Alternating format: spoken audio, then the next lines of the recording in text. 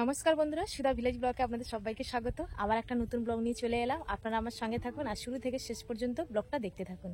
আশা করি আজকের ব্লগটা ভালো লাগবে। আর আপনাদের কাছে একটাই আমার রিকোয়েস্ট, প্লিজ ভিডিওটা দেখার শুরুতে একটা করে লাইক দেবেন আর ভিডিওটা পুরো দেখার অনুরোধ রইল। তো অনেকদিন হয়ে তো গেল আমাদের পুকুরে জাল দেওয়া হয়নি, তো আজকে ভাবলাম যে পুকুরে জাল ফেলে মাছ ধরবো। তো ভীষণ একটু আনন্দ করে মাছ ধরবো। তো আপনারা সঙ্গে থাকুন, আশা করি ভীষণ ভালো লাগবে।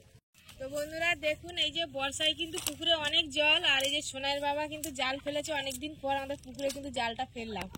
আর এই যে তিনখানা কিন্তু মাছ পড়েছে, দুটো রুই মাছ আর একটা নির্গেল মাছ।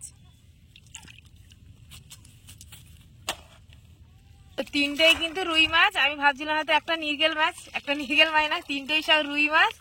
এই দেখুন,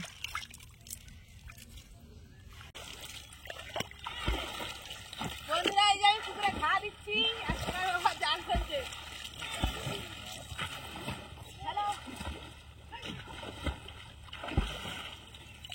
অনেকটা জল, এই যে দেখুন পুরো এক গলা জল। দেখুন বন্ধুরা, এই যে দেখুন একটা রুই মাছ ধরেছি। এই যে রুই মাছ ধরেছে। আর এখন বর্ষার সময় পুকুরে জল ভর্তি, আপনারা তো জানেন প্রচুর বর্ষা হচ্ছে। পালাতে ঘা দেওয়াতেই মাছটা কিন্তু পড়েছে। আরো একটা ব্যাগটা নিয়ে এসো। আর আমার এক বন্ধু বলেছিল যে সাঁতার কাটতে, তো আমি সাঁতার কেটে আজকে দেখাবো আপনাদের, ভীষণ ভালো লাগবে। আর অনেকটাই জল বেড়ে গেছে বর্ষায়।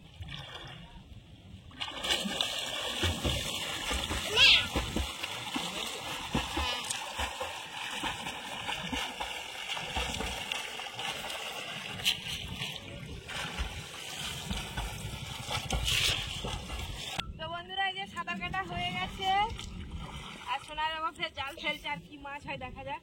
তো আরো একবার ফেলেছে বন্ধুরা, দেখি কি মাছ পড়েছে না পড়েনি। দেখি, মনে হচ্ছে পড়েনি, দেখি পড়েছে কি।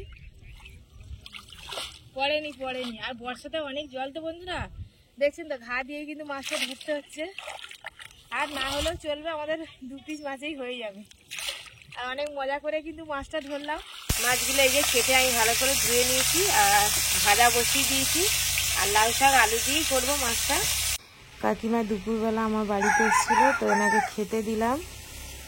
তো এই যে আমি লাল শাক আর আলুটা বসিয়ে দিয়েছি, এখন বেশ ভালো করে কষিয়ে নিচ্ছি। তো এই যে আমার মাছের ঝোল হয়ে গেছে, আমরা এবারে সবাই খাবো। আর আগের দিন নিশ্চয়ই আপনারা জানেন যে ভিডিও দিয়েছিলাম, সেখানে লাউ শাকটা অনেকটাই ছিল, তার ডাঁটা কিছু ছিল, সেই ডাঁটাটা দিয়েই মাছ ঝোল করেছি। আর যে কাকিমাকে খেতে দিয়েছিলাম, কাকিমা চলে গেছে।